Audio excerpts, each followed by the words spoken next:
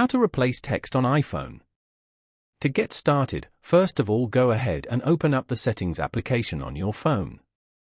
Once you're here, go to General as shown. Then, scroll down and go to Keyboard. You can manage all your keyboard settings from here. Go to Text Replacement as shown. On this page, go to the top right corner and tap on the plus icon.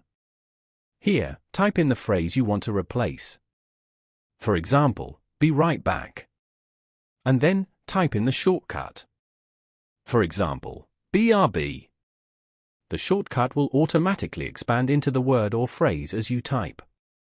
Then, tap on Save at the top right corner. Now, go back and open up the Notes application. On this page, tap on the new note icon at the bottom. Type in the shortcut you just created. As you can see, the shortcut has been expanded to the phrase. Following these steps, you can easily replace text on iPhone.